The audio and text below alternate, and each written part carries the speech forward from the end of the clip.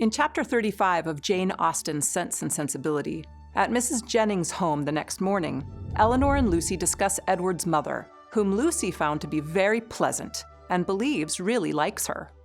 When Elinor suggests that Mrs. Ferrars might be less kind if she knew about the secret engagement, Lucy brushes her off and insists that it will all end well.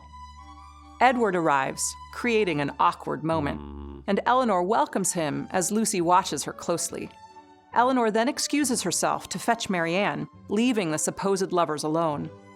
Marianne, clueless about Lucy's hopes, is delighted to see Edward. He asks after her health, but Marianne, unaware of Edward and Lucy's secret engagement, redirects his attention to Elinor as Lucy watches and seethes. Lucy's attempt to insult Marianne about Willoughby's marriage misses the mark, and Edward hastily departs, followed by Lucy. Elinor, bound to keep Lucy's secret, offends Marianne by refusing to explain the uncomfortable conversation. Readers have seen again and again that when truth is withheld, harm results. What will happen when Lucy and Edward's secret is exposed? In Chapter 36 of Sense and Sensibility, after Charlotte Palmer's son is born, Mrs. Jennings spends her days with her daughter, and Elinor and Marianne are forced to spend every day with Lady Middleton and the Steele sisters.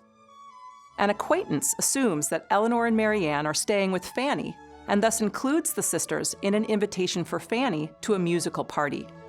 At the party, Elinor notices the arrogant young man from the jeweler's shop. He speaks with John, who introduces him to Elinor as Robert Ferrars. Robert's conceited greeting and bow remind Elinor of how Mrs. Ferrars treats people, and as Robert drones on condescendingly, Elinor develops a disdain for his opinions. Robert Ferrars is as unlike his brother Edward as Lady Middleton is unlike her lively sister Charlotte. Robert, proud of this difference, complains of Edward's awkwardness and social setting. He's a know-it-all, weighing in on any topic with authority, as when he praises the delights of cottages, though he himself would never be content to live so humbly as Elinor and her family do.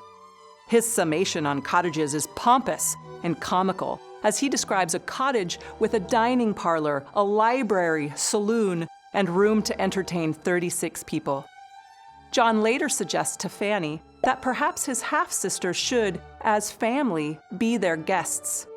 Fanny raises objections and finally tells him that she intends to invite the Steeles instead. Elinor and Marianne can stay with them another time.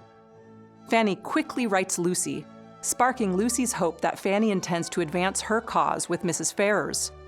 The Steeles take up residence with John and Fanny.